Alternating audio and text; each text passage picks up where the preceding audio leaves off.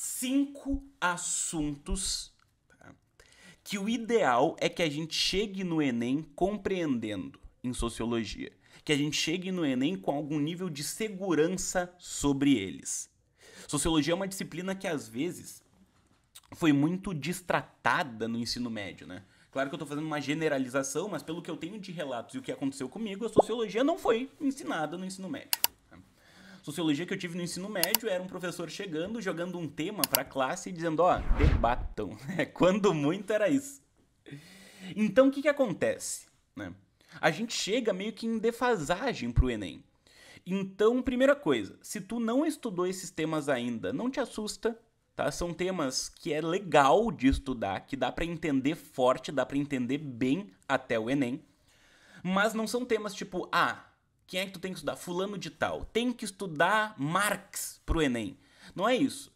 São as temáticas. Não são os pensadores, são os assuntos. Beleza? Então anota aí, por gentileza, quais são os 5 assuntos que tu deve, né, chegar na prova com um pouquinho mais de tranquilidade. Não tu deve chegar especialista. Mas tu deve chegar sabendo, olha, quais são as possíveis questões sobre esses assuntos que devem cair em prova, ok? Na sociologia, a gente fazendo um levantamento em prova, a gente percebe que nos últimos 10 anos, os temas que mais apareceram foram transformações tecnológicas, ponto 1, trabalho, o mundo do trabalho e dos trabalhadores aparece muito, cidadania e movimentos sociais, né? Porra, aqui vai aparecer, e é óbvio, porque a gente tem uma competência sobre cidadania, competência 5. Cultura e patrimônio, que entra na competência 1 e aparece para um caralho.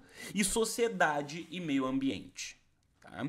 Mas é óbvio que eu não trouxe uma lista com 5 conteúdos para jogar no teu colo e te desejar boa sorte. Tá?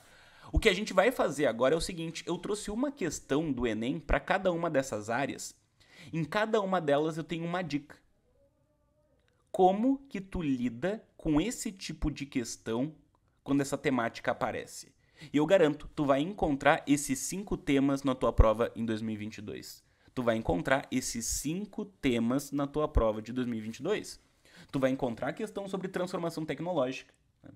Tu vai encontrar a questão sobre o mundo do trabalho e dos trabalhadores, sobre cidadania e movimentos sociais, sobre cultura e patrimônio, sobre sociedade e meio ambiente. Eu garanto que tu vai ter questões sobre isso na tua prova. Sobre Era Vargas eu não sei se tu vai ter, mas sobre isso daqui eu tenho certeza. Por quê? Porque esses temas, além de serem de análise de provas anteriores, estão completamente conectados com as nossas competências, ok? Então vamos lá. Uma questão para cada uma dessas áreas, em cada questão aquela dica que não pode faltar, aquela orientação de como resolver isso de uma forma mais simples, ok? Bora lá. A primeira questão, então, é sobre tecnologia, né? Sobre transformações tecnológicas. Essa questão eu até coloquei na lista essa da tua tarefa de casa. Então a questão começa assim, ó. No texto há uma crítica ao seguinte aspecto do mundo globalizado. E daí tu tem o texto do Papa falando que ele torce para que a globalização da esperança substitua a globalização da exclusão e da indiferença. Tá, Ossor, que dica que a gente consegue tirar daqui? Primeiro é o seguinte, o Papa, ele tá criticando a exclusão e a indiferença, então ele tá criticando a desigualdade. O gabarito para essa questão que o Papa está criticando é a disparidade econômica, que é outra forma de falar desigualdade. Isso é um negócio importante de resolver provas antigas, que é a questão do vocabulário, né? Tu ir se acostumando com esse tipo de conceito. Disparidade econômica é desigualdade, e é isso que o Papa está criticando na globalização. Tá, Sor, mas a dica sobre tecnologia que não pode faltar é o seguinte, ó, o Enem prefere criticar tecnologia do que elogiar. Anota, o Enem prefere criticar a tecnologia e não elogiar. Vocês concordam que a tecnologia tem um caráter ambíguo, ao mesmo tempo que ela traz vários benefícios para o nosso dia a dia, por exemplo, essa aula só está acontecendo por causa de vários aparatos tecnológicos, ela também acaba trazendo alguns problemas. né? Por exemplo, quando a gente tem a Revolução Industrial e a tecnologia piorou a vida dos trabalhadores, né? Os trabalhadores foram explorados num ritmo ainda maior, num ritmo ainda mais acelerado, num ritmo ainda mais cruel. Então a gente tem no Enem essa orientação, né, essa tendência de que a tecnologia é olhada sempre com um pé atrás. Ah, a internet. Mas a internet fez a gente se viciar em redes sociais. A globalização aproxima as pessoas. Não. A globalização aproxima o dinheiro. As pessoas continuam afastadas. Entende a lógica? Então, o primeiro tema de sociologia que é fundamental é tecnologia e a dica matadora é: o Enem prefere criticar a tecnologia em vez de elogiar as consequências dela. Aqui a gente tem um texto do Papa realizando uma crítica à globalização, dizendo que a globalização é desigual e promove desigualdade, para exemplificar essa temática, ok? Segundo assunto de sociologia, o mundo do trabalho. O mundo do trabalho e os trabalhadores. Daí diz a questão assim, ó: a condição para a inclusão dos trabalhadores no novo processo produtivo descrito no texto é o quê? A condição para a inclusão dos trabalhadores no novo processo produtivo descrito no texto é o quê? E daí a gente tem um texto do David Harvey, né, um geógrafo norte-americano, que escreve: no sistema capitalista, as muitas manifestações de crise criam condições que forçam algum tipo de racionalização, babá.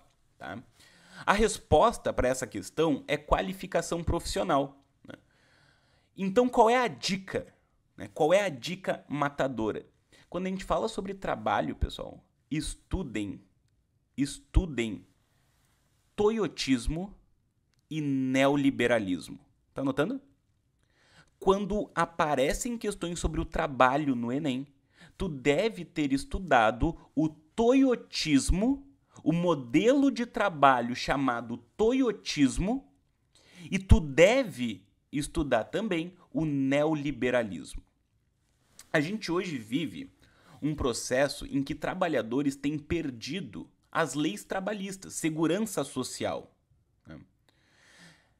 A gente chama, inclusive, esse processo de uberização do trabalho. Vocês já viram esse conceito certamente. A uberização do trabalho, os trabalhadores perdendo direitos, os trabalhadores perdendo condições.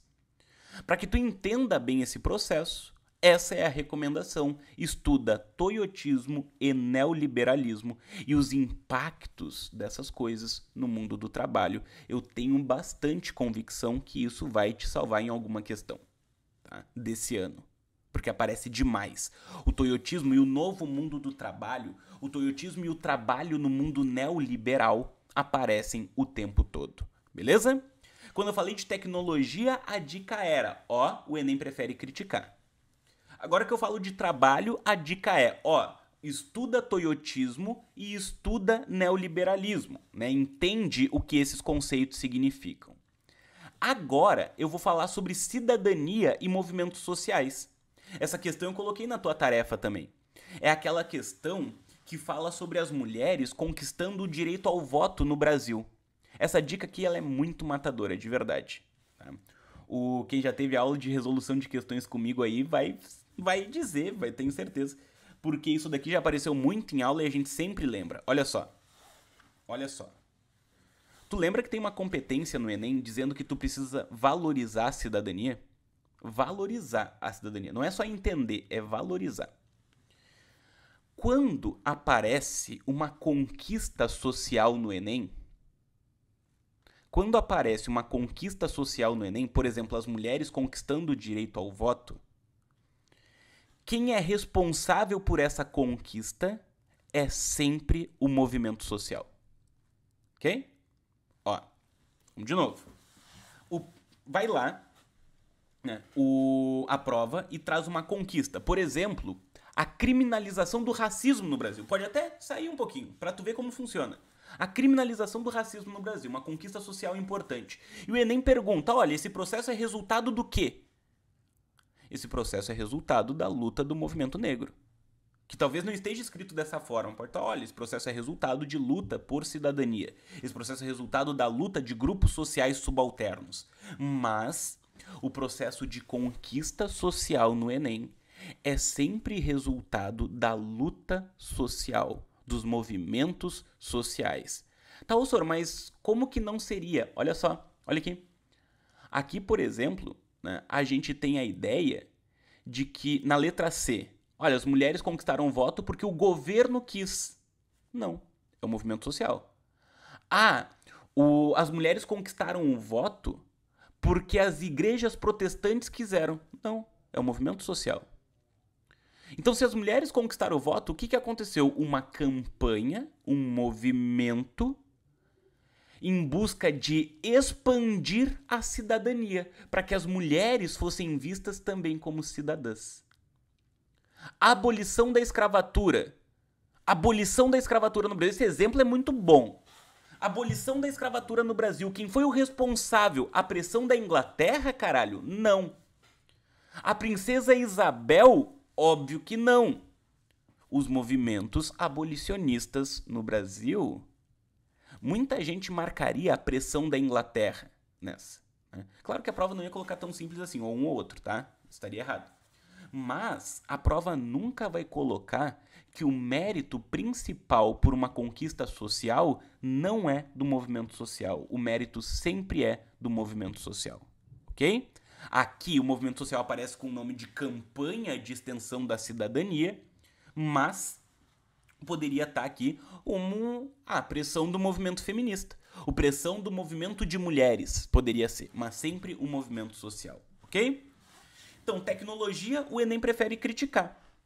No mundo do trabalho, a gente tem que estudar o toyotismo e o neoliberalismo e ver como eles estão tirando as leis trabalhistas, o processo de uberização do trabalho, como a gente chamou. Quando a gente fala de movimentos sociais e cidadania, uma conquista social é sempre mérito do movimento social. Nunca do governo, nunca de um país estrangeiro, nunca de uma instituição como a igreja. Sempre resultado da luta social. Ok? Agora, a próxima temática, cultura. Pessoal, quando a gente fala sobre cultura no Enem, essa dica aqui é a mais óbvia, essa daqui é a mais simples. O Enem nunca vai criticar uma expressão artística. Tá? Nunca vai criticar uma expressão artística. Então, por exemplo, aqui a gente tem uma questão sobre o grafite, que apareceu no Enem. E isso faz parte de uma habilidade do Enem que fala assim, ó, basicamente, o estudante ele deve saber valorizar a diversidade do patrimônio artístico. Então, toda obra de arte no Enem é válida. Toda expressão cultural no Enem é válida. Lembra disso, tá? Essa é uma mentalidade importante. Para o Enem, não existe cultura superior à outra. Toda cultura é diferente e tem suas características. Nenhuma cultura é superior à outra. Beleza? Tranquilo? Quando a gente fala sobre cultura aqui, por exemplo, olha só. A manifestação artística expressa na imagem e apresentada no texto integra o movimento contemporâneo de. A gente está falando de grafite. Então, essa imagem integra um movimento contemporâneo da arte se apropriando dos espaços públicos. O grafite utiliza ali os espaços públicos como forma de expressão. Nunca vai ser tipo vandalismo, tá ligado? O Enem nunca vai criticar esse tipo de expressão. O Enem vai defender todo tipo de expressão artística e todo tipo de expressão cultural. Então a gente falou, né? A Emily comenta, é importante pro Enem e pra vida, sim, né? O recomendado é que tu também valorizasse as expressões artísticas e culturais, muito bem colocado. Mas então a gente já percebe, né, temas sobre tecnologia e como que a gente deve agir. A gente percebe temas sobre o trabalho e o que a gente deve estudar. A gente percebe temas sobre movimentos sociais, né, e sempre valorizando os movimentos sociais como responsáveis pelas conquistas. O tema sobre cultura e patrimônio é sempre defendendo qualquer cultura, defendendo qualquer patrimônio, toda cultura é válida, não existe uma cultura superior à outra. E, por fim, a questão da natureza. Pessoal, quando o Enem trata da relação entre ser humano e natureza, é sempre para criticar que o ser humano trata a natureza como um objeto. É para criticar que o ser humano tem destruído a natureza por conta da sua ganância. Ah, Sor, mas é sempre assim? Claro que eu não vou dizer que é sempre assim. Eu não sou louco, eu falo isso aqui, depois cai de outro jeito e tu, olha, Sor, esse trecho do vídeo. Mas é que tem uma coisa que a gente tem que entender. O meio ambiente é um dos assuntos mais preocupantes do século XXI, se não o mais preocupante de todos. O século XXI é o primeiro século que a gente entrou sem saber se ele vai conseguir chegar ao final, porque a gente não sabe se a gente vai deixar planeta Terra para o final desse século.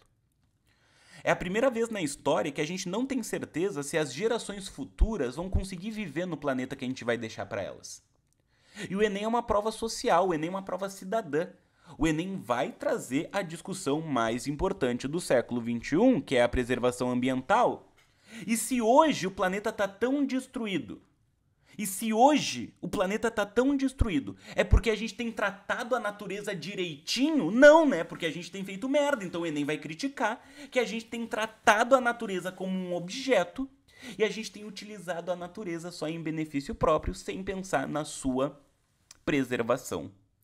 Então aqui o olhar do Enem sobre a relação entre ser humano e natureza é um olhar de quem critica o nosso poder destrutivo.